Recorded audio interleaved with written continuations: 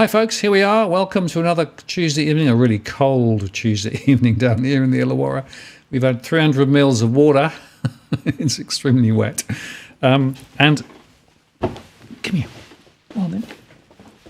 I have a special guest. Misha decided that it wasn't sufficient to be on the doggy cam. She actually wanted to be part of the main show tonight. So there you go. This is Meteor. Say hello. Look, say hello. There you go. Good girl. Oh dear, I don't know. We'll put the pre-show on for a second. There we go, Meteor. There you go. Yeah, we'll just let people come on in the room. So she thinks it's a much better idea to sit on my lap rather than on the bed with the other dog. It's going to be very hard though to make a show with Meteor on my lap all evening. So. Go. Anyway, there you go. Good girl. All right, that's it. Off we go. There you go. She says, I want some more of that. Anyway, very good. Okay, I think that's enough pre-show, show. Good to see everybody on. And it's all good fun. Chris is ready to come in, so let's get on with the main show now. Hang on, I'll be back in a second.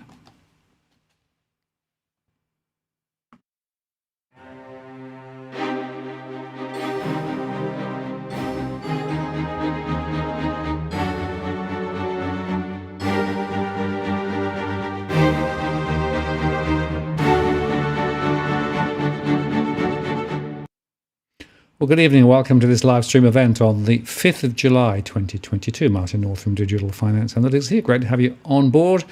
And seeing as it's such a cold evening, good to see you on the chat. And of course, the day the RBA put the rates up by another 50 basis points. So Chris and I will be talking about that amongst many other things. As normal, just before I bring Chris in, let me just remind you that we don't provide specific property or financial legal advice on the show. We do moderate the chat. This is as of the 5th of July 2022, and if you want to go ask a question, use that Walk the World. That makes sure that it comes into my queue so I can see it. And we've also enabled Super Chat, which means that if you want to get your question at the top of the list, you can do that, or indeed make a contribution to what we do here. That's always greatly appreciated. Anyway, with that out the way, let's bring Chris in. Chris, hello. How are you doing? Martin, always good to see you. I'm doing very well, thank you. How's yourself? Yeah, pretty good. It's a very interesting time of the year. Middle of winter. RBA putting the rates up. Very cold. Your listings higher than they should be. What's going on? I mean, it's probably a bit of a gap there, Martin. I thought you might wanted me to kick off, and I sort of waited. Sorry about that. I mean, it is an interesting time of the year. It's obviously school holidays, winter. You always see a drop in listings at this time. Plus, you've got a lot of negative news spin, and RBA lifting rates, and a lot of media frenzy really kicking off. And buyers are very cautious. There's very low stock on the market. They're very tentative. They're very not sure what to do. A bit confused, to be honest. So it's been a massive shift from late 2021, right? And I think people are very similar to sort of 2018, I feel at the moment. It's sort of like 2018 was, you couldn't get access to loans, and the Royal Commission and, how lending was going to change was really worrying, and the negative gearing changes and all these, et cetera. I think, and buyers were just sitting on their hands, and that's pretty much what buyers are doing at the moment. They're sort of looking out and they're going, well, there's nothing on the market. I can't find anything that's good. I don't even want to look at that. If your rate's going to go up to 4 or 5%, I don't want to pay that price. And so property is going through a bit of a tough time getting repriced to higher rates. And I think, everyone's unsure about where they're going to go to, right? And until people get that certainty, people don't want to take action. Humans are very much like that, right? We want to know exactly how things are going to play out and then we all go at it. And so I think at the moment, that's what's happening. Yeah, well, it's interesting you say that there's not much around. In fact, in some areas, listings are quite high, but when you look at the properties that are actually listed, they're actually not particularly good quality properties, right?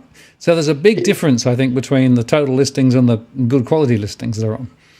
Look, I mean, you can always type in any high-rise hotspot, right? And, Rosebery in Sydney or North Ryde or Sydney Olympic Park or Melbourne, you might go Docklands or, Richmond, etc. And you'll see that there's a glut of, high density that's always on the market. And that stuff didn't go up in the last couple of years under 2% interest rates. So you got to really wonder how it's going to survive when rates go to 4 or 5%.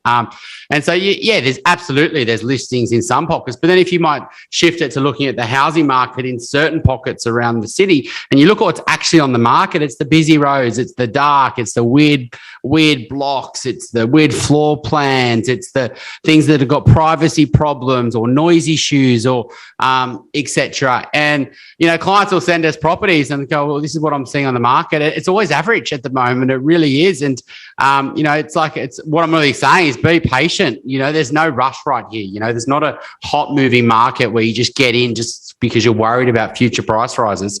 At the moment, it's the opposite, right? And so it's all about waiting and being patient and persistence for quality, which is tough going because, people naturally want to tick things off and transact. When you're pre-approved and you're out there looking, it's tough to be patient. That's what causes FOMO in hot markets, right? And so, it's a bit of a waiting game for most buyers at the moment, which is the best approach. Unless it's a quality asset, you won't be protected if things get worse than they're expected to, right? Like if rates do go past that sort of 5-6%, the properties are going to struggle are the poorer properties because the higher rates go, the less willing people are to compromise. I'm not going to buy that for that price if I have to pay that interest rate. But I will do that if it's this property and it suits my lifestyle goal and I'm really confident on its performance longer term versus others. And so, it's a real flight to quality, in every asset class. And I think in the last couple of years, the gap between the good assets, the good streets, the best properties in the suburb and the poorer properties in the poorest streets, that gap really shrunk because buyers who couldn't get into the best streets just went, stuff it. I just want to get into that suburb and I'm just going to go hard at the poorer properties. And there's still competition on that because there's just way too many buyers and not enough properties. And so that gap got tight. But that gap's just going to keep on getting bigger, I feel, the flight to quality. Yeah, and it's interesting because I have heard of properties that are actually better quality properties, perhaps one that doesn't need any work, that are still going above expected prices. So it's not universally that everything's down, right? But it goes back to the type of property and all of those things that are making a big difference.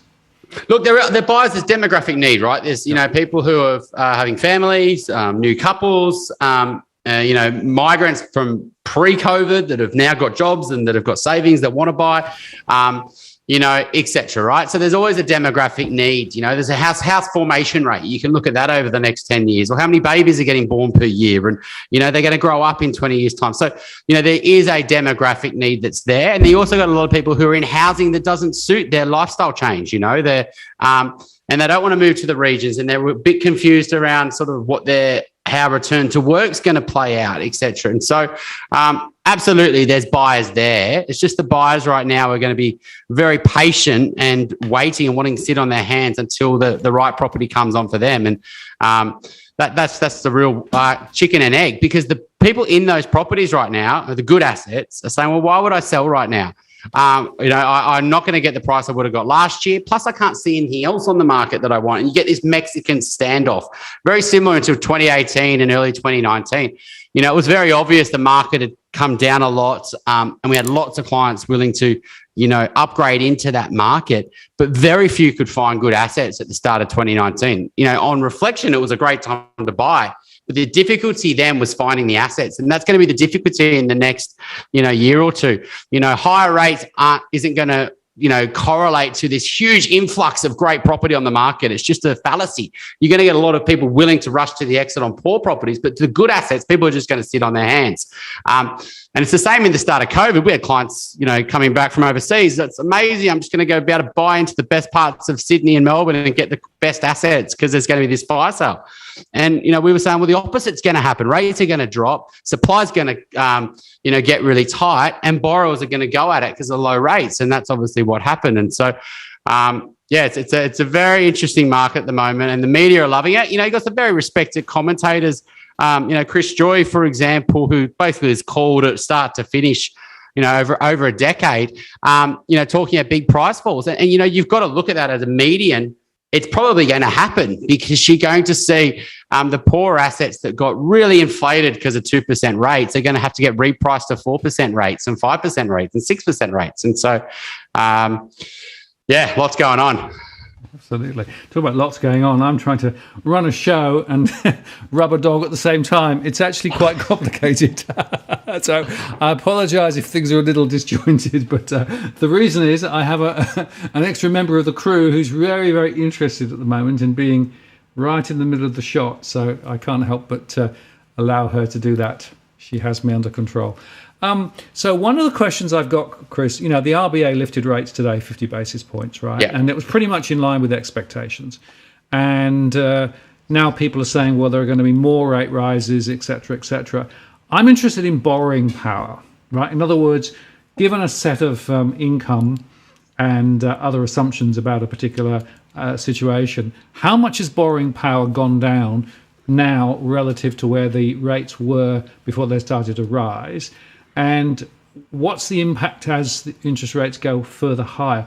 I was talking to somebody today, in fact, the show's going up later this evening, and he suggested that borrowing power on average is reduced by about 15% already. Yeah. So, for an easy way for your listeners to sort of think about it, your variable rate, which is what banks had to put their buffer on, the variable rate was around 2%. Let's just call it 2 to 2.2%, right? And then the RBA, APRA said you've got to have a 3% buffer on that. So it takes you to 5%. And so all the banks were using an assessment rate around 5%, right? But the problem is right now, the rate that borrowers are getting is, say, 3%. It's probably going to be closer to 3.5% now, right? After this sort of latest 50 basis points. So you got 3.5% now, plus 3% takes you to 6.5%. So the assessment rate has gone from roughly 5% up to 6.5%. And every 1% is about a 10% reduction in borrowing capacity. So we've gone from 5 to 6.5%. That's 1.5%. That's a 15% reduction in borrowing capacity. But that's not taking into consideration things like reduction. And this could be offset by, jumps in income. And this is obviously we're getting a higher worker mobility. You've got massive job vacancies, and you've got a lot of people that are willing to switch jobs. We've had lots of clients switch jobs in the last few months. People going through pre-approvals, people looking to get finance, people going to contracting roles. They're getting offered more money. So assuming no income increases, which the people in the market are usually the ones who are doing well financially, right? Who are getting the income increases. And so you have the confidence to go out and buy, you're usually going to be confident about your income. And so that's usually correlated to, I'm going to get pay rises in the future, right? And so I think that a lot of that borrowing capacity is probably going to be offset by wage increases to a certain extent. But what we're also seeing is that borrowing capacities are already falling because people's appetite to take on that debt has reduced. So coming into late 2021, you had the percentage of borrowers borrowing more than 6 times income. That's the percentage of borrowers that are pushing it to the max, right? And so what percentage of that was probably, I got from 1 in 5 to say 1 in 4. And APRA was like, this is not good, and some banks were lending a lot of money to that type of customer. And so 1 in 4 customers were stretching and, 3 in 4 weren't. And so I think that 1 in 4 customer is reducing. And they're having to reduce their borrowing capacities and what they're looking to purchase at. And some are doing it just by choice, a client today, they had an option of buying a house at, say, 1.3, or we can buy a townhouse at, say, 900. And they're naturally gravitating towards wanting to buy the townhouse because they're worried about higher rates. We're sort of encouraging them in that situation to go back the other way to get the scarce asset. But that's naturally what buyers are doing. And so, yeah, absolutely. I reckon it's probably 15% down. But that doesn't mean that prices will just fall 15%. It just means that portion of borrowers that were borrowing at their max, they have to reduce their budgets by 15%. And you've also got the psychological, just people reducing their budgets anyway because they don't want to spend as much under higher rates. Yeah, and you mentioned income going up, but what about the costs side of the equation? Because one of the things I have noticed is that the costs of living are rising considerably, right? And many people are saying, well, the official inflation rate at 5.1% or even non-discretionary at 6.6% is nothing like what I'm experiencing. And I'm not sure that I shared with this you, but this is actually local grocery prices in the Illawarra up 20% in about 3 months, right, from pretty much everywhere, right? So there are huge additional costs. So to what extent is the borrowing power also being crimped by the rising costs, or is that a different set of calculations? No, HEM's gone up. So, the household expenditure measures that the banks use, they've gone up, and that's probably 3 to 5% higher as well. That's reduced borrowing capacities. And so income's the same. Yep. You've lost, 15% from the increases in interest rates. But you've also maybe lost another 5% from HEM. So maybe you're at 20% now. That's assuming no wage increase, right? And so that's a massive difference. You could have borrowed $1 million, and now you can borrow, 800, let's call it. We work at a subset, Martin. Like, we did over $300 million of loans last year, and our average loan per customer was over 1.5 million, right? So we're dealing in a very small subset market, the family market, the higher income, double income family. That's where we're seeing that we're getting our anecdotes from. We don't play in the markets in the fringes. We don't play in sort of the affordability investment space, etc. And even if our clients are investing, they don't play in those markets. They play in the owner-occupied markets where there is always scarcity. So that's just something for our listeners as well. I do, a little bit biased towards the Sydney clients. Probably 70-80% of our clients are those Sydney couples, and then 10-15% in Brisbane, Melbourne, and so. Yeah, I just want to sort of make sure your listeners understand that as well. No, that's very, very important, Chris. And as with all these things, there's a lot more sort of below the hood, as it were. But when you factor all these things in, right, it starts to explain some of the differences that we're seeing. Now, I've got a few questions that I received before the show. This is one I want to throw at you. This is a first-time buyer, right? Yeah. This is Jenny, she's called. She's been saving for about 5 years. She's got enough for a deposit of about 12%, right? She's looking to buy a smallish house on the outskirts of Sydney, not too far out, no more than about 45 minutes to an hour. And basically now she's saying, well, should I go ahead anyway? Prices may come down. I can probably get a mortgage for what I want, but rates are going up. It's getting a bit more difficult. I'm finding I might have to reduce my appetite for what I can afford because, the prices are going one way and my availability to borrow is going the other way.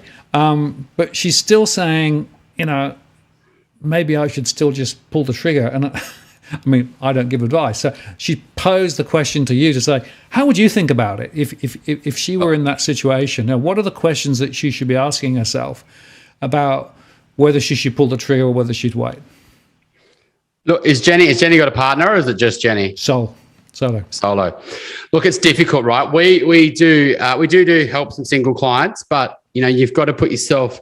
I was a financial advisor for a long time, right? And so what I'm thinking through, what's going to be the next best move after that, and how's that your decision today going to link into the next decision, and ultimately going to get you further ahead. And it's one of the challenges when you are single, and this is not to say you should never do anything when you're single, is that your life plan can change dramatically quite quickly when you do have a partner. You can go from one income to two incomes. You've got two savings. You've got the ability to service a mortgage. Your borrowing capacity will shift. Your needs will shift. You've got clarity on where you might want to live and, have a family, etc. And so, one thing's great, Jenny wanting to do something for her future. It's just that you want to make sure that is the thing that you are going to really want in the future, right? And it's something that's really, so she wants to get a house because she wants to live in it longer term. Okay, then that's great. She's thought that through. Maybe she does have a partner and she does want kids. Not saying everyone wants that, but that could also give her, a lifestyle result, I guess, fulfill that. Plus, it could be a good investment. Now, the issue is that let's say she wants to get into the market. You've got to, I assume she's going to be spending less than 1.5 million, right? So obviously the state government have made some changes with stamp duty potentially, as long as it goes through legislation. And, the second half of this year and next year, you aren't going to need stamp duty. And that is absolutely going to create a lot more demand in the housing market from first-home buyers. The deposit you needed, the current rules are up to 650 to 800,000, right? You can't get an asset in Sydney at that price. So the current rules didn't benefit first-home buyers really on any major level. But this rule absolutely does, because 1.5, includes a lot of the great unit markets, but it also includes some of the housing markets as well. And so, the deposit people needed, let's say they wanted to buy at 1.3, was 10%, 130 plus 5% for stamp duty. So almost $200,000. Now it's only 130, right? And if a first home buyer or a young couple had 100,000 and then they find out they only need 130, what are they going to do? They're going to scramble. They're going to figure out, how do I bridge that gap? Because it's only 30 grand. I'm going to ask family, and family are going to get in their ears. And so what you're absolutely going to do is create a lot of demand. And so that's one thing for Jenny, is knowing that, maybe the opportunity is, pre that, is to get ahead of that because she's got the deposit. But she said she's only got a 12% deposit. I'm not sure if that's plus stamp duty, because if it's only 12%, she's going to pay massive LMI potentially, depending on her job and, et cetera. It's going to be pretty tight.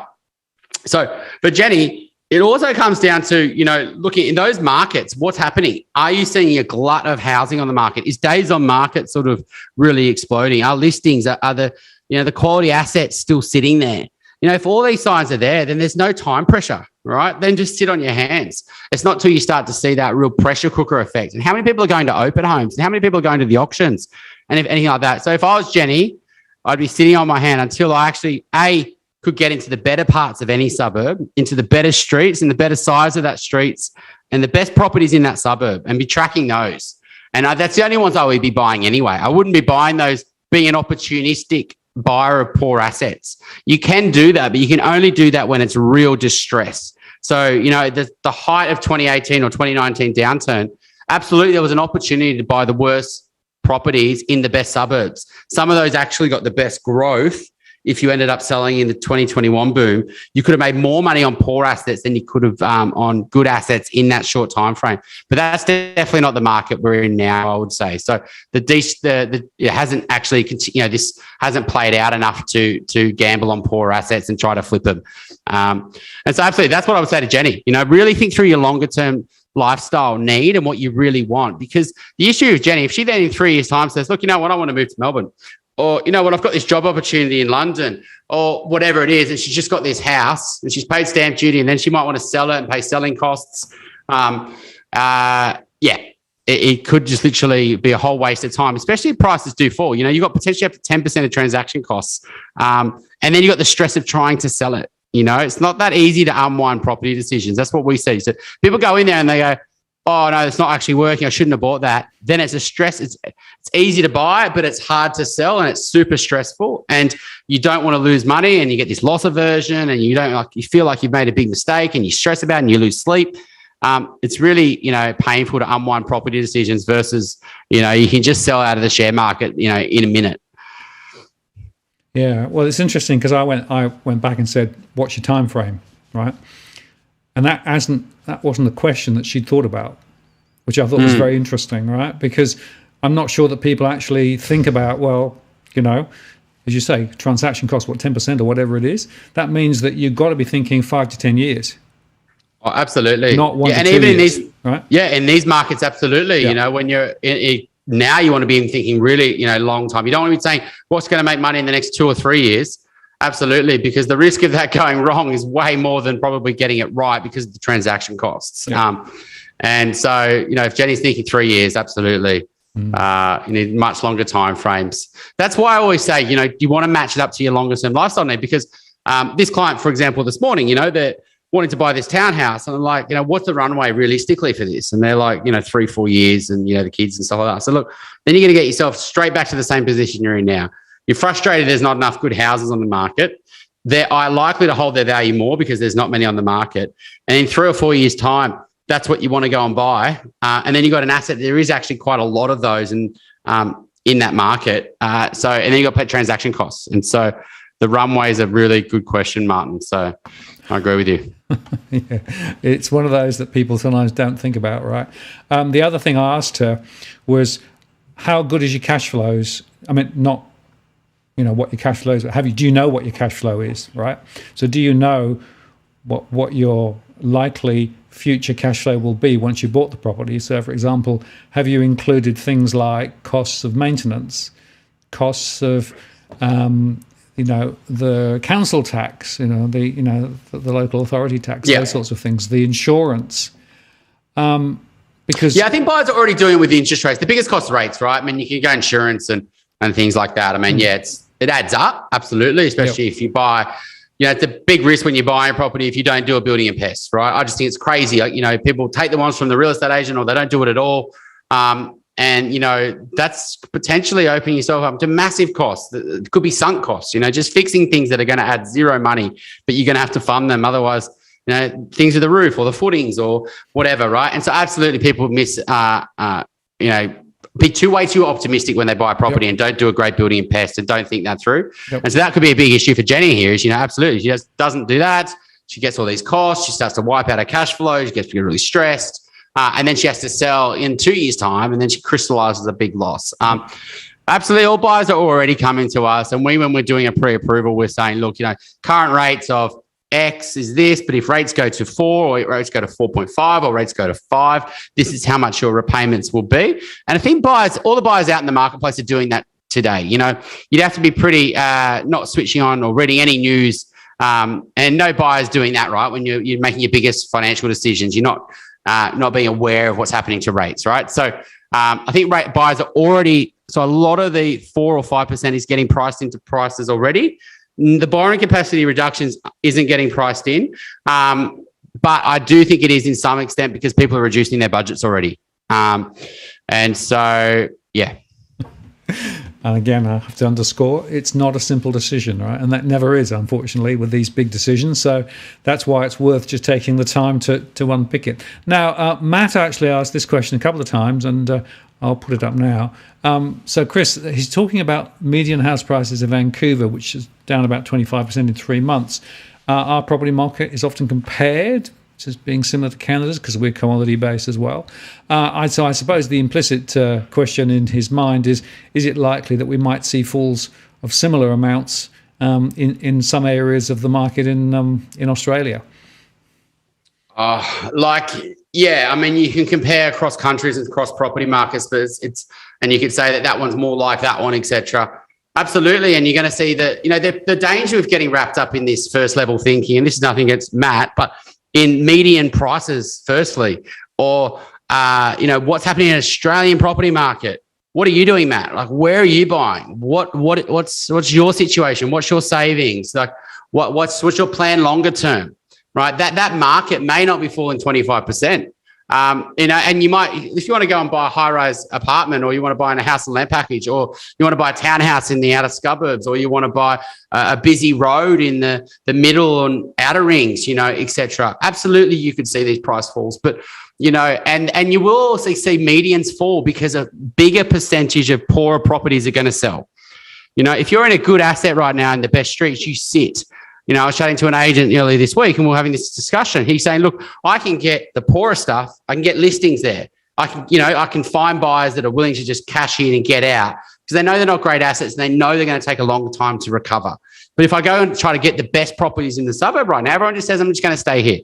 And so medians are going to fall just because the percentage of transactions are going to be on a smaller number as well. So there is also you're going to see a big price median falls because you're going to go off at a top in 2021, which is the froth of FOMO last year.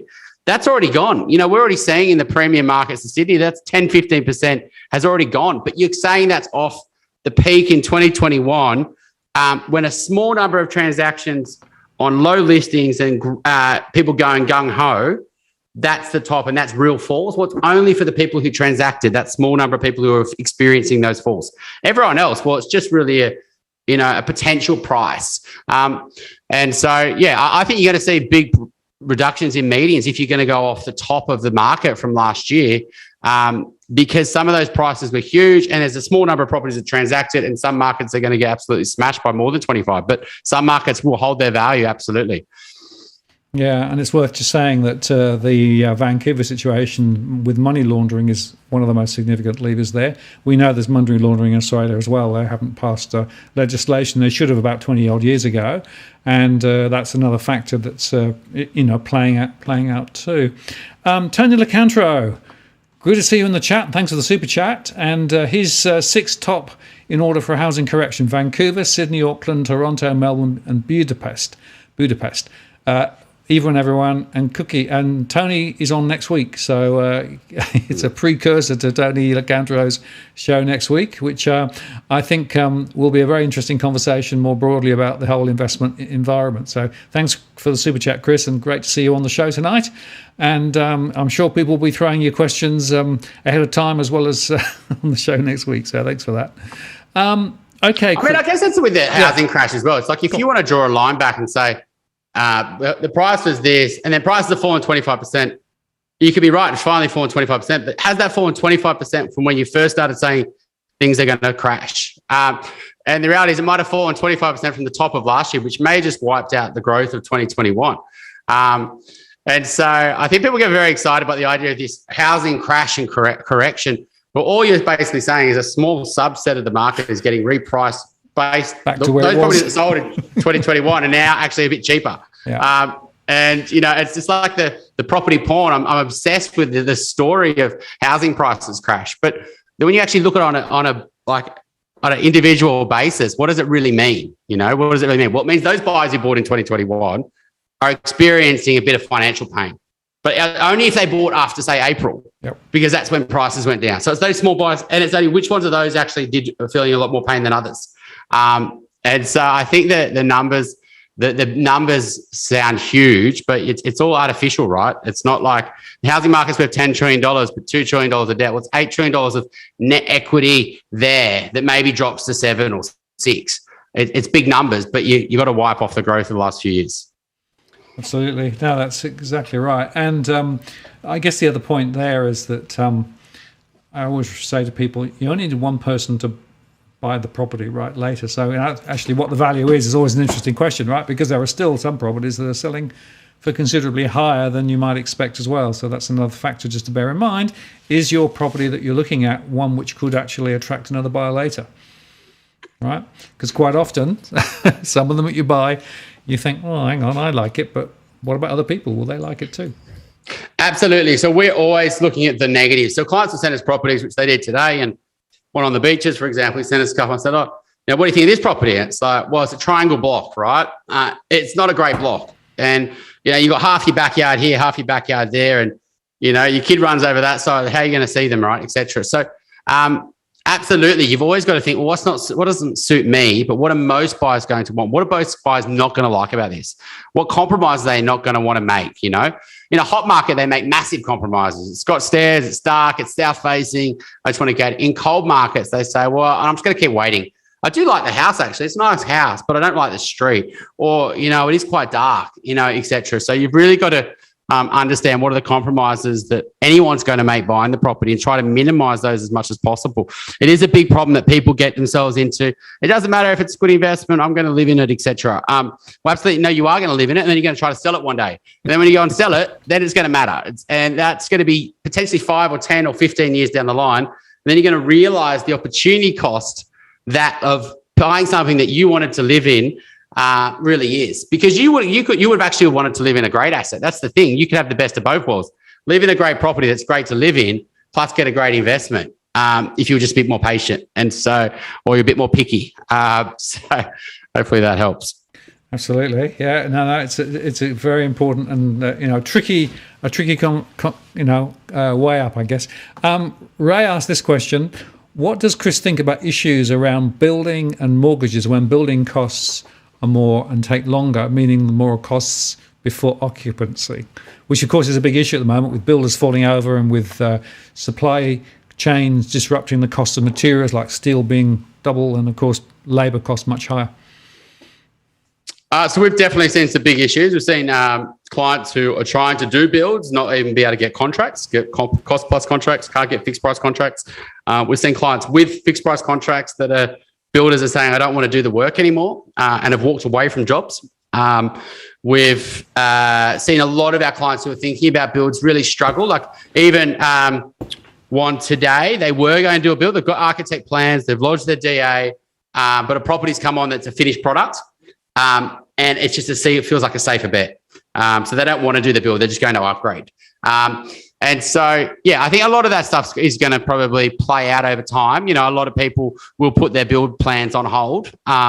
But a lot of people have to renovate. They do want to renovate. It's just they don't want to pay these exorbitant prices, and they really get stuck living in homes that they don't really want to live in, but they don't want to upgrade because the jump in terms of the debt plus stamp duty and selling costs is big. But I do think so. I mean, yeah, we don't do too much in the house and land packages at all, really. But I think you're already going to see the counter-cyclical developers start to do land banking right now. I mean, I was just looking at one last week, a massive one in the inner Sydney, about $200 million they paid for the lands around Erskineville.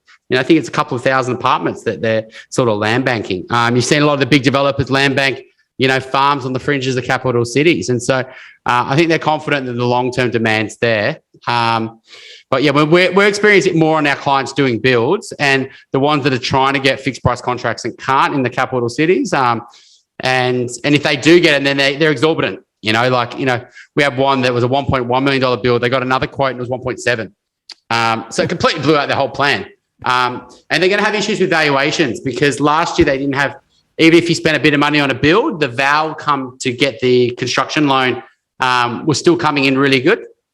But this year the vals are coming in a bit much lower, especially in the last sort of couple of months. That's an interesting one as well. You had last year we had a lot of our clients who had got quite significant growth on their properties. You only had to own a semi-decent asset and the prices went up a lot.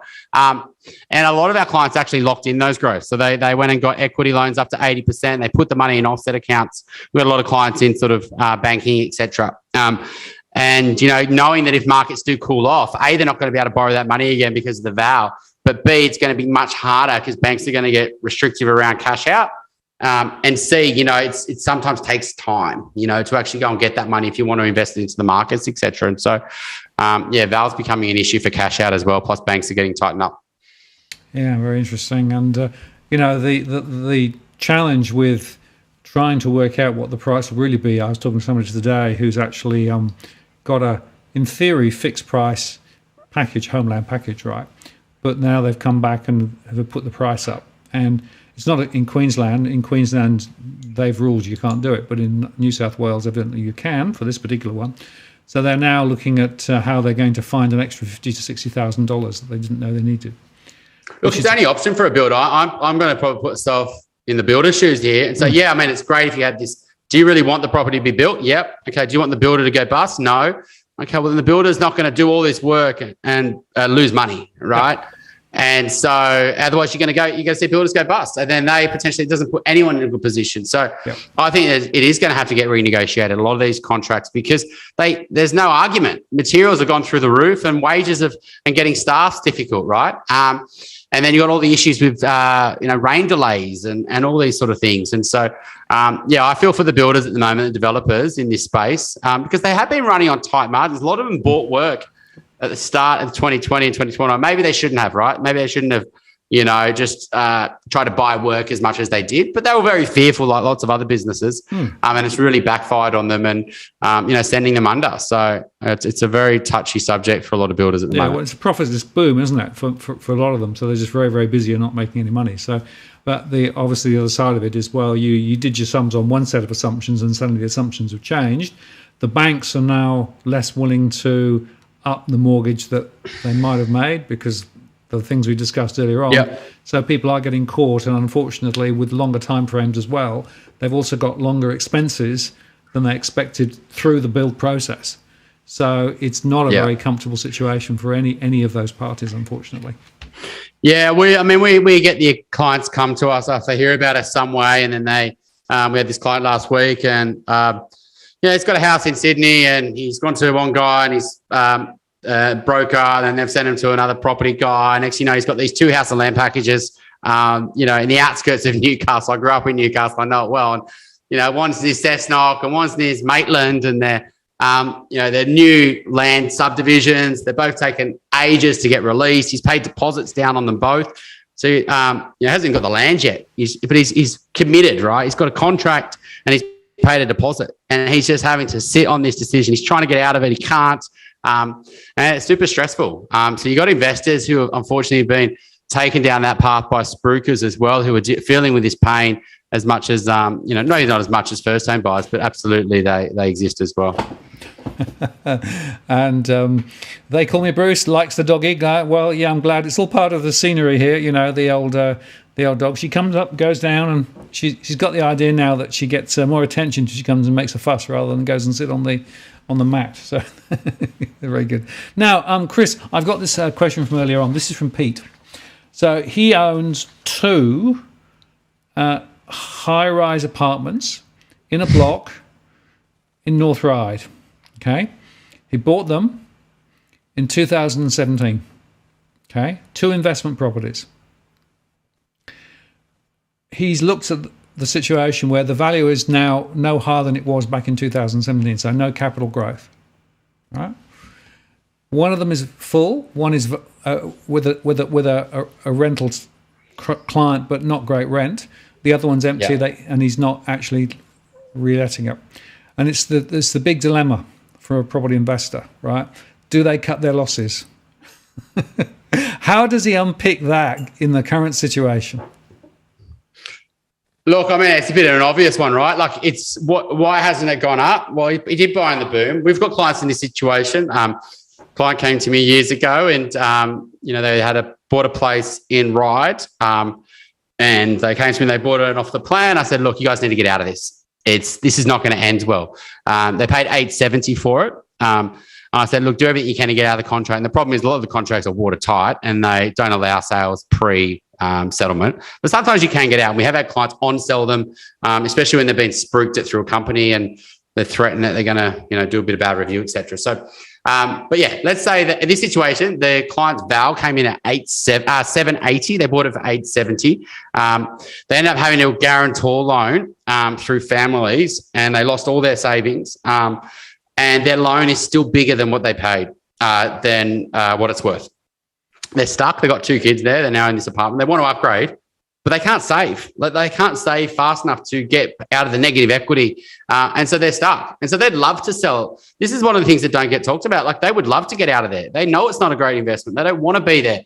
But they can't sell because they're stuck. They're sort of prisoner in the house. If they sell, they crystallize their loss. And so while we've got North Ryde right now, 770 places for sale. So when you need days on market to be pretty tight. You need stock levels to be pretty tight. You need buyers to be very optimistic and to be taking on bigger loans. There's no supply shortage. So what was his name? Pete. Pete. It's not going to get any better. And it wasn't, and just wishful thinking that you're going to get this supply shortage. They're actually building more apartments in North Ryde right now that are newer and better than yours. And yours is 5 years old right now. The building trends shift so fast. People didn't care about sustainability 5 years ago, but now they do want that, right? And new buyers, why would they buy your apartment when they could buy something new off the plan for the same price and live in a freshly painted new apartment, right? So things aren't going to get better from a supply point of view, but also going to get better from a demand point of view. Buyers have changed their preferences. Investors aren't going to go anywhere near high-rise anymore. We've all heard the Opal Towers and the high-rise issues are quite prolific out there. So they're not buying those anymore. First-time buyers don't want to buy these apartments because they want to buy other things. They just don't need to. And so, yeah, absolutely. You've got to cut your losses and run. So what would you do? What's the benefit of doing so? Well, you would free up borrowing capacity. You would potentially free up cash flow because you're probably running a negative cash flow. You said Warrens can't get a tenant, for example. And then you go, well, what would I use that extra? Would I pay off my home loan? Do I put into shares? Do I do other investing? Do I just sit on my hands for a bit? You got to be factoring in the opportunity cost of not making a decision rather than, I guess, fixated on what you paid for it back in 2017 and whether you made money or lost money. Because you can't, it doesn't really matter what you paid. It doesn't matter whether you bought in 2017, 2018, 2019. All that matters is what it's worth today and what can you sell it for. And no one really cares about what you paid for it. They don't factor that into what they're going to pay today. And so absolutely, it's never a real good scenario in this situation. All I can say is if you are going to sell it, be very careful how you play it. Because if you stuff it up, the property becomes stale, you damage your digital real estate, your property gets a bad smell, and you'll find it even harder to sell. So you get one crack at it. So get your tenant out, tidy absolutely everything up with the property. Don't get lazy because don't feel like I've already lost money. I don't want to sink any more money into it. No, this is your time to actually make sure it's pristine. You get the best agent. You go over the top on styling. And and you have a crack at it and you run really hard, really fast, and you try to sell it and you don't get greedy. And if you get a good offer, you get that agent to tie down that buyer, and you make sure it happens. Because if it doesn't and it's on the market for 8 weeks, then your chance of selling it and your chance of even selling it in a year or two time really is much lower. Because when someone comes to buy, they go, why didn't it sell? You can see it on the RP data. It was on the market for 90 days. Why didn't it sell? So yeah, just to be really careful. You want to get out of it. Don't just rush and sell it. You've got to really plan it. You've got to pick the time to sell. It's a real stress. And one of the things I didn't tell you, but I will tell you now, was that when he bought, he was halfway up the building and he had quite good views out. And then they built another block literally just over there, right? So suddenly the view that you've now got is of another high rise just over there, right? And what he said was, I didn't do my homework on the way in. He now recognizes he didn't do his homework, right? He didn't think about, how is this development going to play out? What else is going to be built, right? Because that is, for me, the point. It's very hard to extract yourself out, because if you make mistakes on the way in, those mistakes stay with you, don't they? Absolutely. And this isn't just high rise. So this can happen in, clients today, and they're buying this house and land package. I'm like, yeah, it's great. You've got this view and it's this big, but you can see on a satellite that that's all going to be houses. So picture this in 10 years' time. This is another 2,000 or 3,000 houses around you. It's not farmland. It's not going to be nice and quiet around here, which you think it is. Same in new townhouses. You think, oh, it's this nice new townhouse. Well, you know what? Do a DA search and see what everyone else is doing and what other so you're going to come back in 10 years' time. This is all going to be duplexes and all going to be townhouses. Yep. And yours is actually going to be one of the older townhouses in this area. And so this happens not just in high rise. It happens in townhouses. It happens in house and land packages. It also happens at the premium end of the market in good houses. What you really want to do is go around and look at your neighbours. What are your neighbours potentially going to do? What can they do? Is it other houses? How could your privacy be compromised? What's going to happen with noise? Is that you backing onto a main road? Is that going to get rezoned to high density and R3? Potentially, And so absolutely, a lot of people don't forward think how a suburb could change and how their property could be affected. But, it's not to say all development's bad, but you obviously don't want to buy something that's going to get looked frowned, or it's not going to be as attractive after this development happens. Because, you could actually, if your house is a little bit further away from where the high street's all getting renovated and new shops are coming in and cafes, and you're walking distance, but you're not getting any affected on a daily basis, the suburb could benefit from that development. And so, it's not saying no, you don't want to see any development, but you also want to see the right balance for that property. You need to know what the forward plan is. I think that's the key point. And, it's quite interesting. As you say, it's not just high rise, it's low rise as well that you could get built out. Your view could disappear. One of the reasons I bought up a hill was that I was totally confident that even though they built down the road, I'm never going to lose the view. Jason, thanks for the super chat. Really appreciate that. Very common for a view to go when overbuilt and worth a lot less. Absolutely, that's exactly what we're talking about. And people need to think through some of those things. Again, it's not a simple process of buying a property. Unfortunately, it's really, really quite difficult. Now, let's go on, Chris. This next one, interesting conundrum. So this is a family house. It's been in the family for about 40 years. It hasn't been updated in that time. It's on the outskirts of Sydney, to the south in Sutherland. It's got a reasonably large plot. And the question is, it's time now to dispose of it, because essentially the people are very elderly and they're going to need to go into care. And so the rest of the family is trying to work out what to do. But the dilemma they've got is, do they try and sell it as its current state, right? Do they try and get planning for subdivision? Does that add value? Or do they try and do it up before they actually do something? And they're sort of stuck in this, which do I do? Do I just do the minimum and just get rid of it? Trying to maximise the value is the critical question. So the question is, when you've got an older property on a large plot with some potential, how do you maximise the value? Look, if it's a pretty straightforward subdivision, then it should be pretty straightforward for the person buying it, right? So I don't think you're going to add much value. Where you're going to add value is if you get a subdivision through or a build through that's actually really difficult to do. We had a client do it in the northern suburbs of Sydney, right? Battled out for years trying to split up a block. It was a big block in the upper north and get it subdivided. And went through the environment court, battled. Doesn't live there anymore because all the neighbours and the neighbourhood hates him. But the reality is he got it through and he made a lot of money, right? Because it was difficult, and no one else could get it through. But he knew his rules and he knew how to play it and he fought it and he did the legal costs and he won, right? That's absolutely going to add value. But if you're just doing a standard subdivision, there's probably no point, right? Going through all that and the stress and the time. Adding value to spending money on it. Well, what's someone going to do with it? They're going to knock it down? Well, why would you spend any money on it? Leave it as is. Even more worse it looks, the better. It makes the person feel better that they're going to knock it down. So definitely don't spend any money on it if they're going to knock it down. Is someone going to renovate it? Well, if they are potentially going to renovate it, maybe making it more livable for the short term is a really good idea in this market. Because the reality is, a lot of people can't, especially first-time buyers, can't afford to do the renovation today. But they want the place that's got renovation potential, but they need to be able to live in it for the next, 3 to 5 years with their young kids. And so, painting it and tidying up the kitchen and making sure, there's no major cost that they have to go in. Absolutely, would probably get more first-home buyers interested, create more demand, etc. So it really comes down to that. The agents in the area probably want you to make it the more stable asset. So you just got to be careful a little bit. They're going to want to tell you to do things that may or may not have to do. So you do have to maybe temper them a little bit. Yeah. That was the problem because they actually got some advice from a couple of agents and they were saying, do this, a lot of expense, a lot of effort. Yeah. Right. And they were sort of questioning whether this actually made much sense or not. Yeah, exactly. And so you got to be careful with that, right? You got to be careful just blindly following the agent. The agent doesn't mind if you spend $50,000 on it. It increases the sale price. They make more money on the common. B, it's easier for them to sell. Yeah. And so you've got to really be careful and you just got to be really smart with it, and think that through. Who's ultimately your buyer and what are they going to do to it?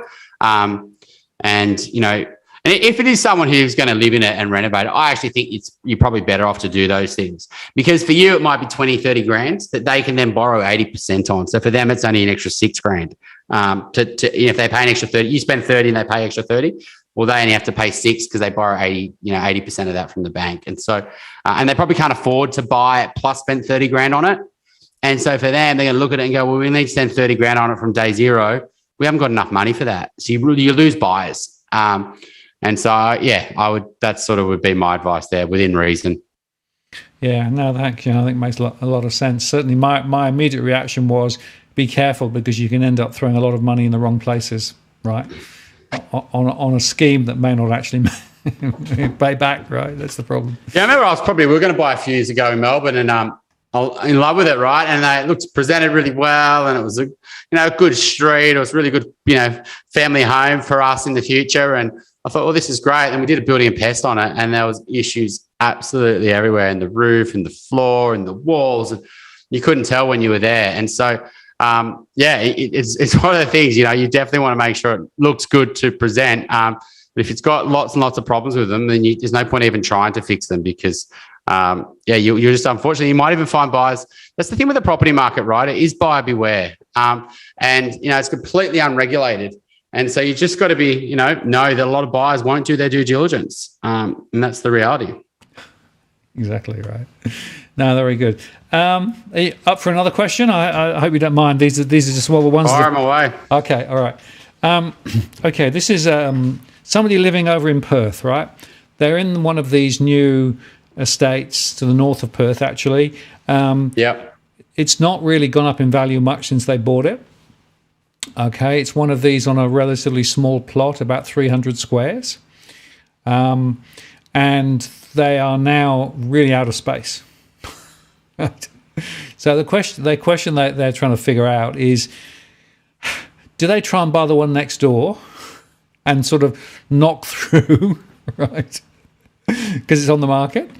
Or do they actually try and sell and go and find somewhere else? Bearing in mind that there's been no real capital value in this area over the last few years. But they need more space. Right. So they buy the neighbour and they can knock it through. And they put it like as a semi or something, is it? Or well, it says they're both standalone properties, but potentially create a tunnel or something in the middle. Or yeah. Little, that'd be pretty sexy property to sell in 10 years' time, won't it? 2 houses with a bit of a tunnel in the middle. I think we can rule out that option just for the obvious, right? And you do get people who are wanting to combine apartments together and semis, and we've had clients do it with semis. I think that can potentially work for some people, especially if they're not renovated and they can go up together and they can keep it balanced. Apartments are a little bit more difficult with front doors and walls and all that sort of stuff. But 2 standalone houses next to each other, don't do that. I mean, the reality is if you're on a small block in the outer suburbs and you bought that in the boom of when Perth is doing quite well, right? Because of, hasn't done much for a long time, low rates, and not saying it's going to do well in the next 12 months, but it has done well in the last 12 months in some suburbs. But that's going to take years of strong growth before it filters out and it starts to create that marketplace that you purchased in, let alone if more developers release more lands, that are trying to make more money. So like those other situations in North Ryde, etc., don't expect things to get better in the short term. And if they didn't go up under 2% rates, how's it going to go up under 5% rates? And you could be in for tougher times. It's not to say, things could be bad today, they could be worse tomorrow. And so, the reality is though, you get this mortgage prisoner, you also get a house prisoner in this situation. If they sell, they crystallize their loss, they've got no deposit for the next place. And then, and they can't afford to buy anything. And so you're stuck, right? And it's hard to rent. Yep. And so, you basically get stuck and so you have to live where you are.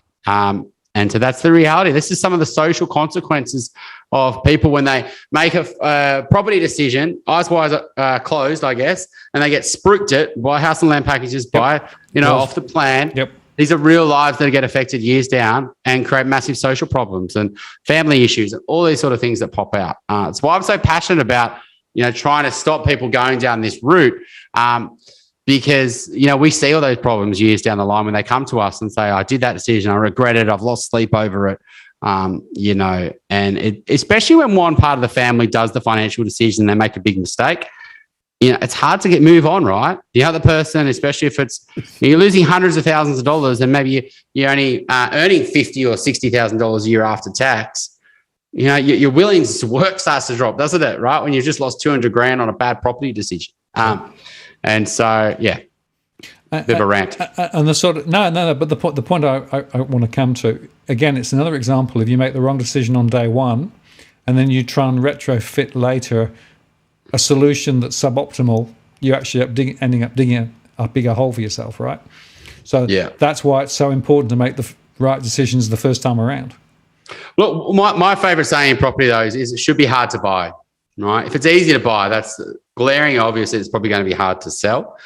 And do you want to do the pain today, which isn't that painful, really? It's just being patient and being persistent to then potentially make it really easy to sell. And in any market, to be honest. So if you've got a really quality asset right now and you put on the market, you might not get the same competition as you would have got in 2021, but you will absolutely still get people who have been waiting to get into that street, who have wanted to be on that side of the street, has actually want your property, who were going to potentially, and then you also get the buyers that are in the market, like the seagull effect, will all flock to your one property because it's obvious. It's there's no properties in that pocket of the suburb, and it's renovated, it's perfect, and it really ticks all the boxes, and there's no compromises, and it'll sell well in this market. You may not get the absolute optimal price because you need real competition for that. You need 6 people bidding at an auction, right? To create that frenzy and 2 people going hammer and tong at it and, pushing it way above because there's missed out at multiple auctions and they just have to get in. Like that market isn't always, but you will still get potentially competition in these type of markets. I mean, we upgraded our home last month, right? Pre-rate rises. It was one of the best properties in the suburb, right? Came on, knew it was off market. We know in any other market, we're not going to have a chance to buy that property because we're going to have to compete at auction with it with 10 other buyers. But in this market, we know that we've got a motivated vendor that, wants to get out and that wants to take a good, a fair price. And we can buy that under zero competition because we know they're not just going to, say no to a good offer. And we know that in this, coming market, that very little properties in this street or this side of the street transact at any market over any decade. The transaction rate in that street is so low that even over the next 5 years, there's probably still only going to be 3 properties transacting on that side of the street. And that property side of the street is actually transaction rate's going to fall because everyone's just going to sit on their hands. And so this is just the thing to understand when you're buying is that, and this is what we're seeing with a lot of buyers at the moment. Like a lot of people think, oh, you're not good time to buy. Well, if you're actually upgrading, this is actually the perfect time to buy. Last year was a horrible year to upgrade. You had to pay a lot of money. You had to pay over the odds to get into the market because that's what price rises are. It's someone paying more than the other person. That last week didn't seem to be a good price, but now it is. And at some point that's overs and it slows down. But in this market, you can actually buy quality assets because you've got vendors that are motivated to sell and they're also not being greedy and they don't want to just run it to auction. So you've got the perfect seller if you can find them. And that's the hard thing. But also you've got buyers that are nervous, buyers that are, not willing to non-committal.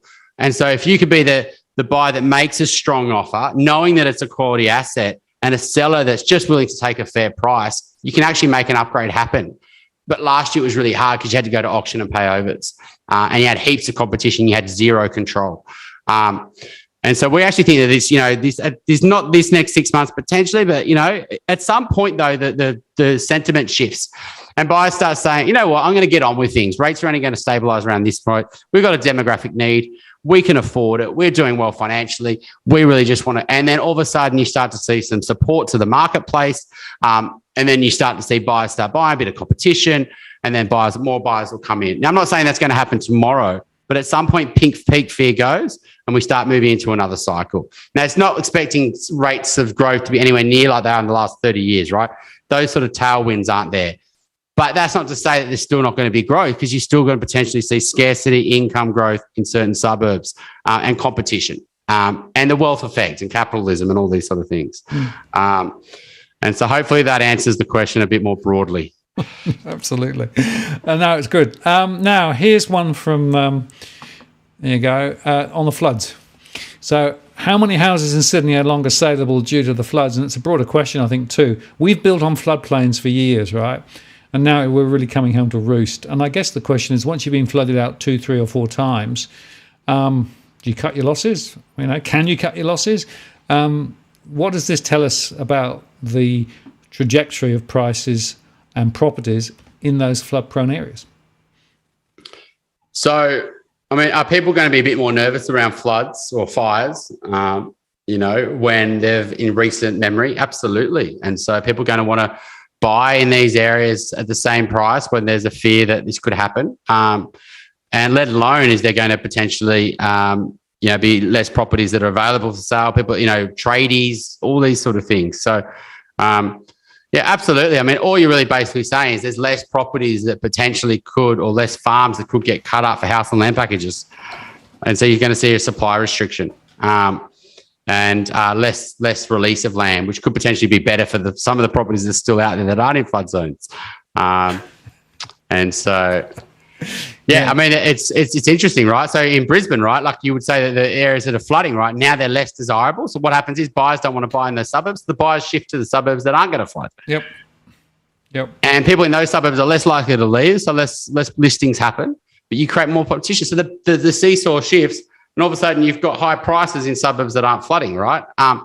And so, yeah, this is the problem with these things is they do shift buyers and they also shift sellers where people are less willing to move to certain suburbs. Yeah, I did a show a few weeks ago on Brisbane specifically, and we looked specifically at the flooding and what happened to prices in the flood areas versus the others. And exactly that happened. It moved the. It's like jelly. It moved it. It sort of slid over there and it went up there and down there. So it's a very, very complicated situation. Now, next thing I want to talk about is refinancing, right? So there's a whole story to tell about refinancing at the moment, not least because, of course, we've got some people on fixed rates that are going to have to deal with a significantly higher fixed rate coming up. We've got people on the mix of fixed and variable. We've got people on variable rates that aren't necessarily in the best rates. What's the story on refinancing that you're seeing at the moment, Chris? So there was a huge amount of refinance happened in the last, 2-3 years. And a lot of people actually, if they didn't refinance, they just fixed at their current lender because all the banks in COVID, they all offered payment holidays But they also then some type of price fixing event happened, and they all offered exactly the same fixed rates. And so there was no, within like 5-10 basis points and, small differences at some banks, but pretty much everyone was offering the same 1, 2, 3, 4, 5-year fixed rate. And so there was no, arbitrage by going from CBA to ANZ. So you just said, oh, you know what, I'm just going to stay at CBA and fix. But, you've got $300, $400, $500 billion of fixed loans that are going to start coming off. Not so much now because it's 2022, right?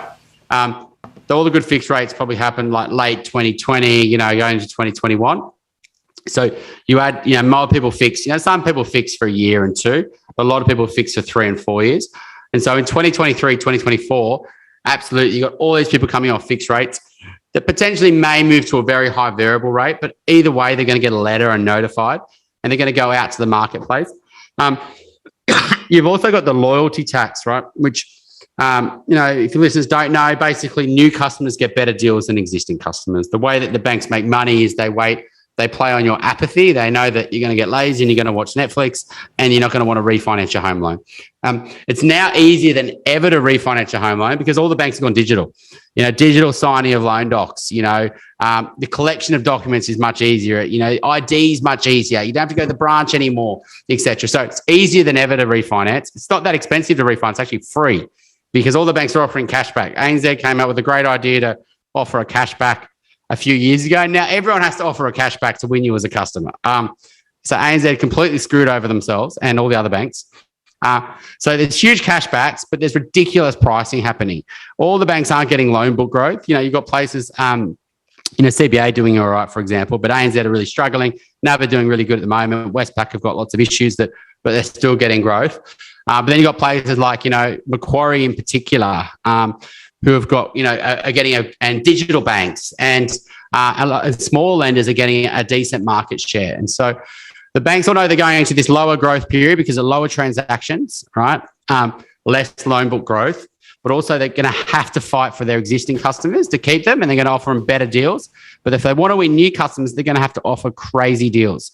For example, NAB didn't offer great pricing at the start of this year. They went from huge growth to not offering great pricing. So brokers stopped supporting them. Absolutely. Brokers are going to put their customers' interests at heart.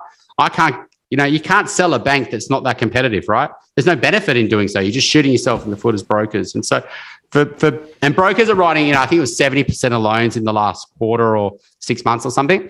And so the brokers have won the bank versus broker fight. 7 in 10 loans go through brokers right now. That was 1 or 2 in 10, if you go back in time. And brokers are, servicing their existing book more than they ever have because they know that there's less buyers. So they're calling their existing customers. They're getting pricing. They're looking to refinance. There's more brokers than ever. There's 18,500 brokers versus 16,000 a few years ago. And then you got the Lendies of the world and other sort of digital brokerages. So it's a really interesting space over the next few years where the only people really going to get hit, the consumer's going to win.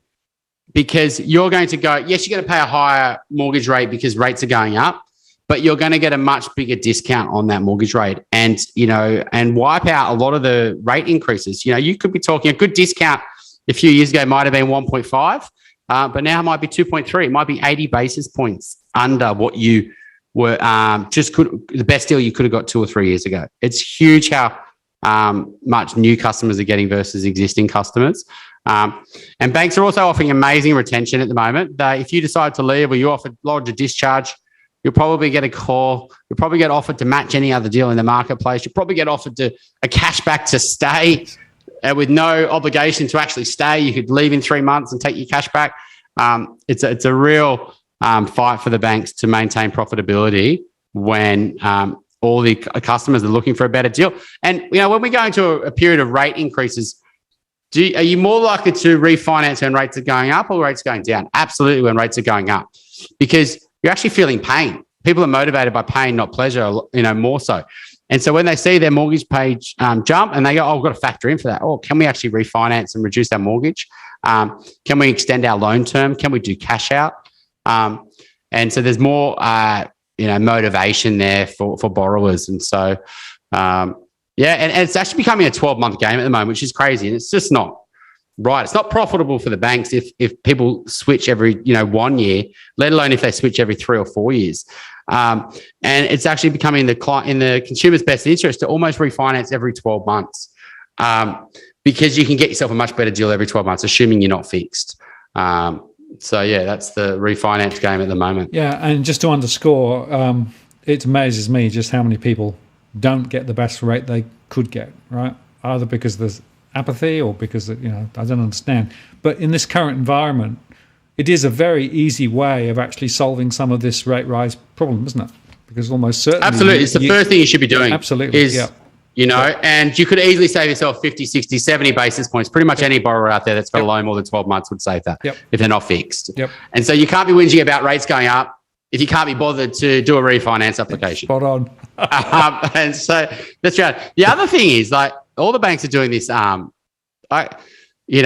where, they're allowed to refinance loans without income verification. Now, it hasn't happened yet. Yes. But it's happening, right? And so basically you could, if you are, servicing your home loan, which most customers are, right? Paying their mortgage, and you want to refinance your home like for like, and you're not working, but you've been servicing it fine and you can get yourself a better rate and you want to just refinance from one end to the other. Before you couldn't refinance, you were a prisoner. Even if you wanted a better rate, the bank would know that. They could see that you aren't earning any money. They'd just go, I'm not going to give you great retention pricing. But now, going forward, you'll be able to refinance without any income verification, assuming it's a like-for-like loan. That's a game changer. Things around self-employed, you needed average of 2 years, or they took the lower of the 2 years. Now it's back to 12 years, 12 months financials. And a lot of banks are looking at bonus income and, share income. And, bank lending is actually really relaxed at the moment. We're not getting any decline loans. We very rarely ever get decline loans anyway, because we know that it's going to get declined before we lodge it. So we wouldn't lodge it. We check policy. But banks are absolutely willing to lend money, and they need to, because they need to keep their loan books up. So that's making refinance really easy as well. Their turnaround times have come right down as well. So the whole pain of refinancing and waiting a month to then finally hear something and then asking for more documents and it dragging out for 4 or 5 months, which actually just burnt out refinance customers. All that, they've all come down because the banks aren't as busy and they're invested in their teams. And so refinancing is much faster now. You can usually do it in, 4 to 8 weeks, Yeah. Absolutely. Yeah. Well, I always say to people, if you're not thinking about what your rate is at least once a year, you're missing an opportunity. And particularly now, because as you say, they're falling over themselves to try and make. And, you can actually go and ask your existing bank, right, to do a better rate. And you might actually even get some cash money out of them on the way through, right? So it's ridiculous that you can, but that's the way it is. Okay, that's very cool. Now, here was an interesting question earlier on. How do you define, quote, a good property? Look, so I guess when you got to think about it, in any suburb, in any city, right, in part of that suburb, it's going to be more desirable to live in that pocket than it is to be in another pocket. So that's your first thing, is you could say, well, why would I want to live in that part of the pocket, right? It's away from the shops, it's away from public transport, it's maybe got, housing, for example, commission housing, for example. It could be really bad blocks. It could be noisy. It could be flight paths, etc. Just overlay that within a suburb and saying, where's the best parts in this suburb to live? And then people are in that suburb are going to want to upgrade into that part of that suburb. And then they're not going to want to leave that part of the suburb because they know that's the best spot. Just walk to the shops, blah, blah, blah, right? Then within that part of the suburb, there's going to be certain streets that are rat runs. Cars are going to drive through and it's going to be noisy and you're going to have, and so that's not going to be the best street in that part of the suburb. But then in the other good streets in that part of the suburb, some are going to be south facing blocks and the sun hits the front of the property and the sun hits the back of the property. Well, where do you spend most of your time? At the back of the property. So you want the north facing to the rear, right? If you can. Etc. Some properties, even on that side of the street, are going to be weird blocks, or going to have privacy problems, or are going to be next to a busy road, or have a mechanic next door. So they're not great properties, right? They're compromised. Or some are going to, the house is going to be the weird part of the block. It's going to be right at the back. You have a big front yard, but no backyard. Or it's going to have a really weird floor plan, or it's going to need a lot of work. There's a lot to it. It's like you start at a high level, like on a satellite level, and then you start to zoom down into an individual property level. And it's all about saying, well, what are the compromises people are going to make for that property? and whereabouts is that property located. So no matter what suburb, and then you could have just some parts there's just no good properties. Right? You go high density, you're not going to find there's any good properties because it fails the supply test. It also fails the demand test as well. You've got to think about who's the buyer that would want to own that property. What are they earning? Is it one income or is it two incomes? Because how much the people who are buying the property earn and are going to potentially earn in the future is what drives their borrowing capacity. And what drives their borrowing capacity is what drives their prices. And so you can't expect a property in an affordable location that is targeted to median or low incomes to all of a sudden get astronomical growth more than areas where people are getting wage growth and that have got supply restrictions and et cetera. So it all comes down to the buyer, what their financial position is. And that can change over time because of the ripple effect. Buyers, for example, didn't go to the regions. High-income families didn't go to the regions in the past because of the work rules, basically. You had to get to the city 5 days, right? But once that shifted, the high-income families started moving to the regions, right, and started competing on the best parts of those regions. And that's what sent the rockets up, where there's scarcity and where they would leave a city for. It's not everywhere in the regions went up. If you looked in the middle and outer suburbs of, say, the Central Coast or Wollongong, that didn't go up as much as where you are in Thirroul, Martin, for example. Yep. Or the apartments in Thirroul didn't go up anywhere near as much as the houses. And so, that's when you say what's a good property, you have to, it is deep and it does take time and most properties fail a test. There's something about them that just isn't great. And so it's next property. It literally is that. You don't marry the first person you meet, do you? And so you shouldn't fall in love with the first person you see. For first property you see. It's 9:15 at night here, Martin. That's right. But hopefully that answers your question. It is actually a thought process, and you have to go through it, and then at some point there's a deal breaker. Yeah. Now, and I was going to say, Chris, sometimes if you're looking at a property, you've got to play the devil's advocate, right? Because your eye will go to the positives rather than the negatives, particularly if you've got an emotional reaction to it, right? I am buying property. I'm actually the worst at this, right?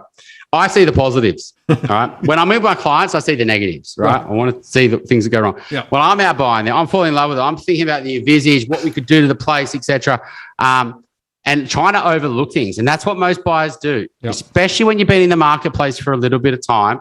You start missing out. You start making more and more subconscious, compromises. You start self-justifying why this property can work for you, etc. You don't want to go through the pain of auctions, etc. And that's why poor properties sell well in hot markets, is because everyone's just desperate and they're wounded bulls and they'll just buy anything. In this market, absolutely, you don't need to be doing that. And you shouldn't be doing it in the other market anyway. But yeah, that's the big issue, because they're the properties that, that you see the days on market will start to really expand, that you'll get the silly offers, because people are like, I know you can't sell this thing. I know you want 1.5 million for it. I'm going to give you an offer of 1.1. And, they'll just try to find, because they'll be bargain hunting, etc. So hopefully that answers your question. Yeah, thank you. And I just want to say that is a very, very important question for people to think about, right? And there are some objective things that make good properties good almost universally, right? And it's very important to understand what those are, because sometimes you get just caught in the wave of, what you see, and then you miss the obviously. And the other thing, I was talking to Edwin Almeida yesterday, and he said, it's quite interesting. Looking at property in the rain is quite good, because you can see some of the defects, right? Because if it's raining, you're going to see where the water's falling off or whatever, or where the water's sitting. So it's quite interesting, just to bearing in mind that when you see a property is also quite important, right? And sometimes absolutely. I mean, the agent does the open home at the absolute optimal time when the sun's shining through perfectly in the backyard, and etc. But they don't show it when the school buses are going through and it's busy and it's a Saturday and it's this and it's that. And so, that's where the local knowledge really comes into it. We get, a lot of clients have to buy in areas that they're not living today. And if you're thinking about moving to an area, just move there now. Break your lease, rent something, just get into the local market. It's not enough driving there on a Saturday and looking at 3 homes and then quickly leaving the suburb. I want to know what the locals love. What are the issues, because once you bought the property, it's too late. 3 months later, you can move in. You go, God, I didn't know that everyone cut through here at 5 o'clock in the morning. And etc. And so these and view it at different times and ask to see it multiple times from the agent. Be that annoying buyer. There's no point trying to be nice to the agent. You're making a long-term financial decision here. They understand. Don't go look at it 6 times and, just because there's something wrong. It's probably a sign to keep looking. If you keep looking at it that many times, there's your gut's telling you something. There's something's not right. But yeah, definitely go and see it a few times. And if you fall in love with a property, right, go and see it the next day. Like, don't be like, go back home and, get on with other stuff and get work on a Monday and then on Thursday, Friday, call the agent back and try to see it again. Like, you're missing time, and speed is everything. You want that agent to know that you're a buyer that really wants that property. Don't be like, try to play it cool. You want in their mind to think that you're the best buyer to a certain price. And you want to go and look at it, and you want them to, in their mind, try to match you up to the property. Because if it's a good property, you've got to make these two worlds meet. If you're the buyer that always sits on their hands and tries to play it too cool and too smart, you're the buyer that never buys. And you're the buyer that always whinges that they shouldn't buy and the prices go up. When prices go up, you start justifying why prices are going to fall. You start watching Martin North. But meow. But you know what I mean? That's what happens. It's that analysis paralysis, which a certain part of the society are, and they overthinkers, and they overanalyze, and they never want to meet the market. The problem is when they're in the market and they want to sell one day, they want the market to come meet them because they overvalue what their price is worth. They're the ones who overvalue it the most because they overthink what it's worth, and they are natural behavioural bias. So, yeah. And I'll just add one point. If the only day that they will let you see the property is a Sunday, worry, right? Yeah. Okay, here's another question. This was from earlier on. Why are CPAs worried about issuing letters of capacity to pay certificates, as reported in the ABC? In fact, I did a show on this earlier on. So basically, the various accounting bodies have written to their members to say no longer provide letters of capacity to pay to the banks because they fear that they could actually ultimately end up with the liability because of that. And they also perhaps could be accused of actually providing financial advice when they don't have a license. Yeah, it's we don't really do much in the low doc space where you need these letters. We work off financials, and rather than forecasted income and what, etc. We just don't play in that space in the low doc space. Some brokers do, and they'll have to have a great relationship with the local accountant who can give them these letters and etc. We don't do anything in this self-managed super fund loan space as well. We could. We've got a lot of clients that have got a lot of money in super. We could be doing self-managed super fund loans. We just don't think it's a great idea for our clients. It's stating the obvious, right? Like the accountant's got to potentially be liable here if they're sending that to the bank, and then the banks, if when things hit the fan, people look for people to blame. And so if I was an accountant, I wouldn't want to be signing those letters. And I was absolutely certain that it wasn't going to come back on me. Exactly right. And so I think those are the reasons. There's a legal reason. There's also a financial reason. In fact, ASIC wrote to the industry and said, look, there's some things you need to be aware of for some time ago, I think in 2018. Okay, Chris, 50-year mortgage is the next topic, right? So Boris Johnson was interviewed last weekend, and Boris said one of the things they're thinking about is the 50-year mortgage, right? And I did a post, in fact, a few days ago, highlighting the fact that with a 50-year mortgage, the bank gets pretty much double the interest, and you reduce the repayments, marginally over that longer period. Your reaction? Well, if I could get a 50-year mortgage, I would. The reality is what a bank wants you to pay it off with and what you do is completely different things anyway. What a minimum repayment is on a mortgage doesn't really matter. Like if you're basing your life around what the bank wants you to pay your mortgage off, like you said, Martin, you got to pay a lot of interest. You're not taking control of your own financial situations. You're letting the rules of the game be set for you. Your rules of life is you have to pay that minimum repayment. Look, that's not, good financial management. Yes, absolutely. That is what and you should actually be trying to reduce that as much as you can. You should be extending your loan terms. A lot of clients say, well, what's my loan term? And I'll say, well, it's 27 years to go. Oh, I don't want to extend that.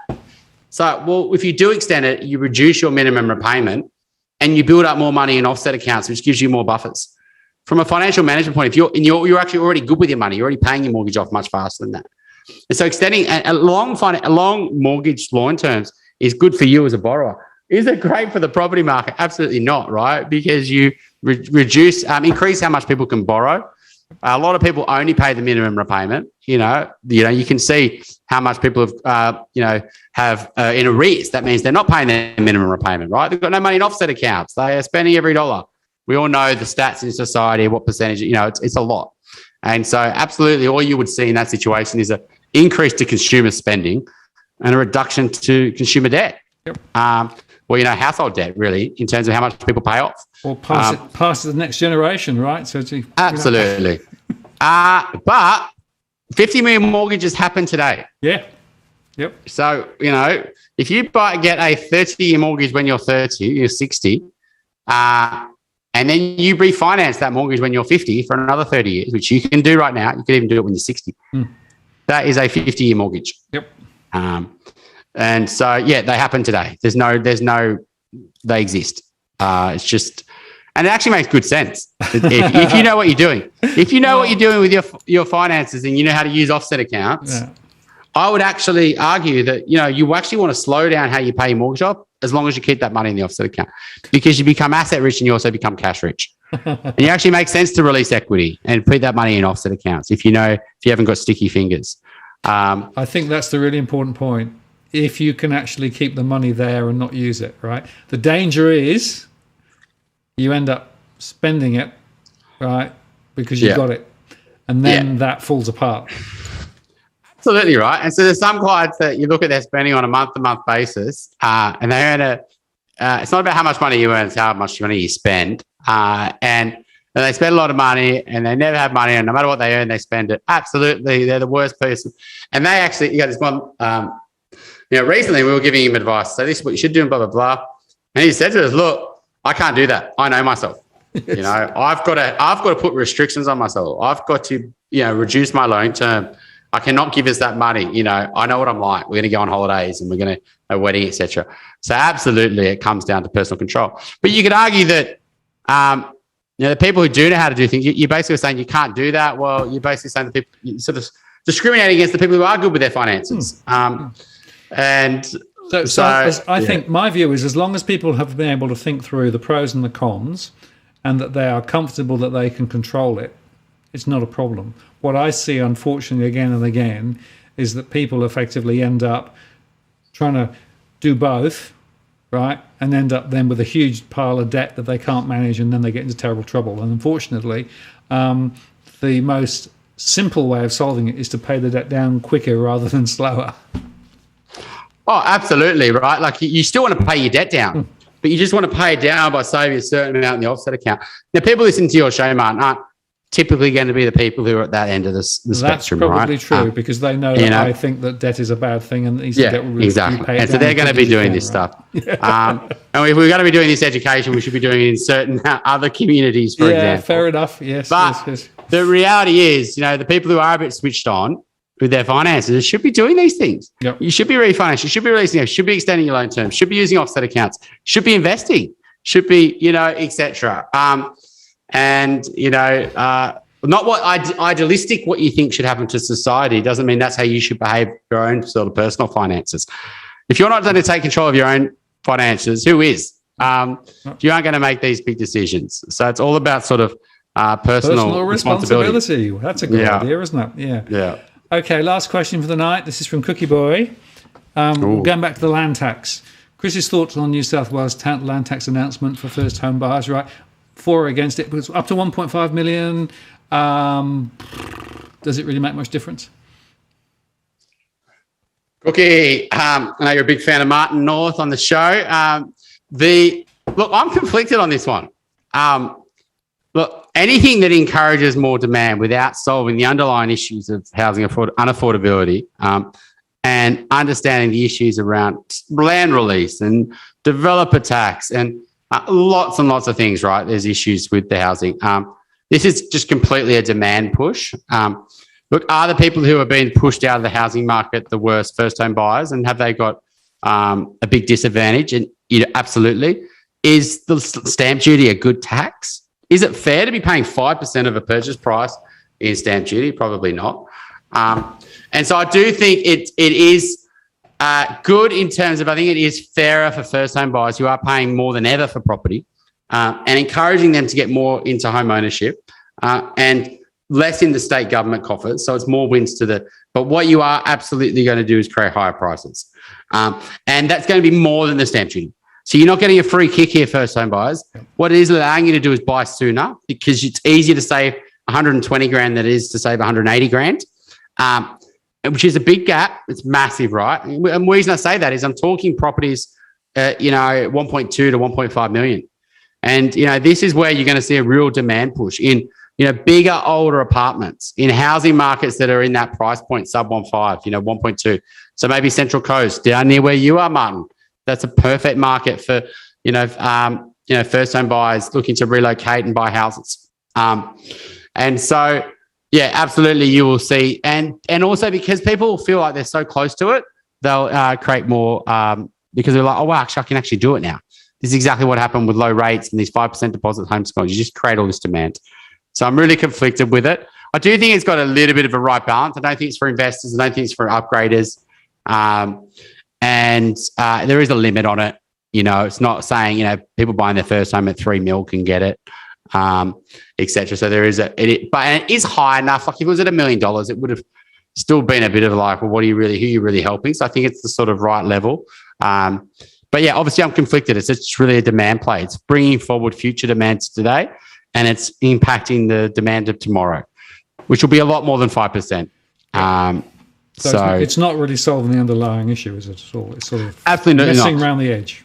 But it is changing probably 300,000, maybe not that much, a few 100,000 first home buyers 150 over the next few years will benefit from that.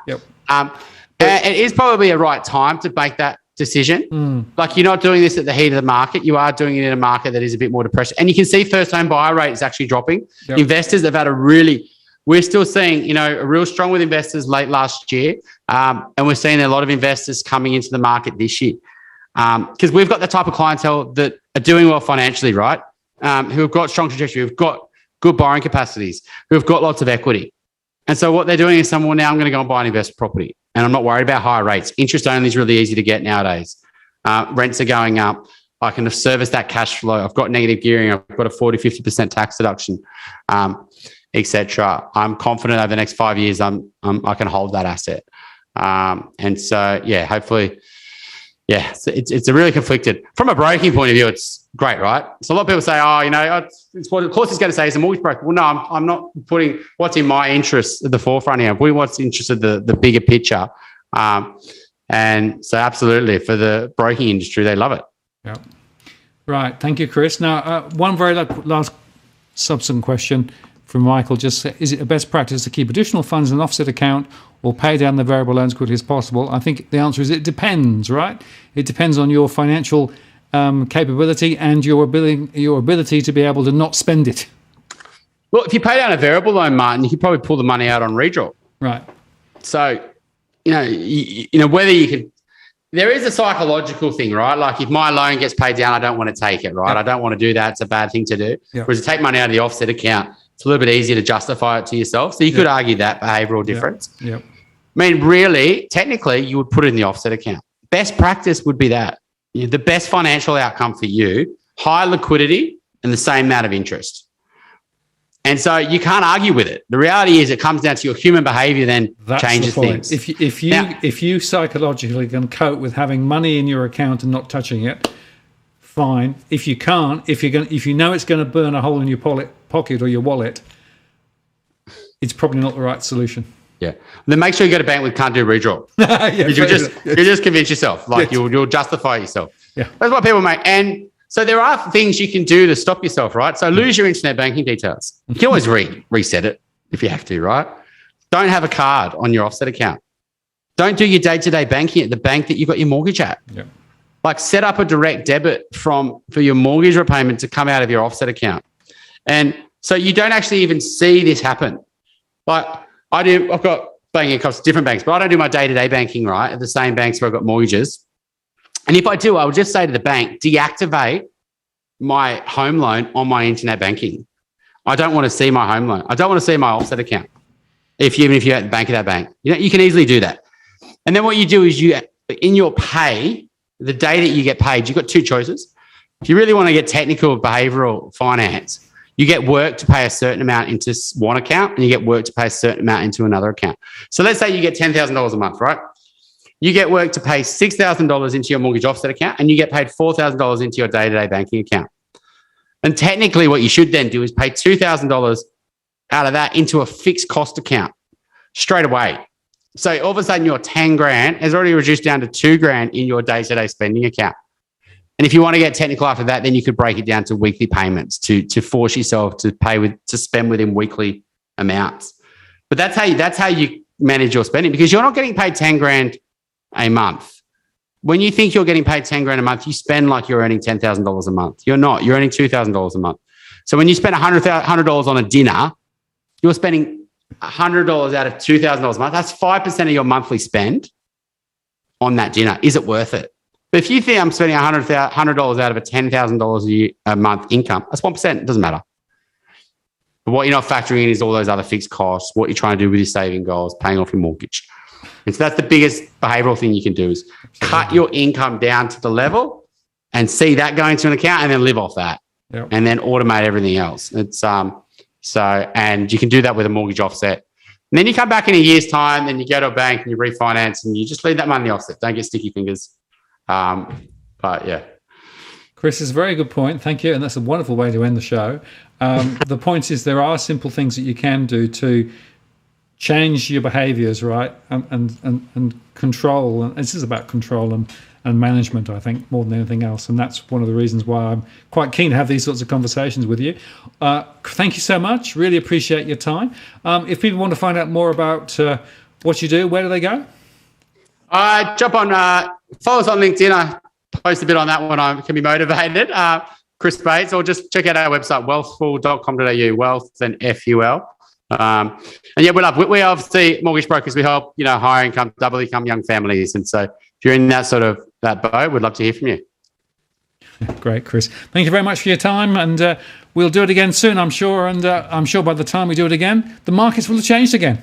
Absolutely, Martin. I'll see you in a few months. See ya. Take care. Thanks, guys. Bye-bye. Bye. Good night. There you go, folks. Well, we'll just close the show now. And just to say thanks to Chris. A very interesting conversation. And I hope some of those questions that we answered were of help. Just to say that next week, Tony LaCantro will be on, as I mentioned earlier on. I've called it The Approaching Storm. So it'll be an interesting conversation next week, particularly on the investment perspective. So mark your diaries and join us for that. And I've got a doggy on my lap.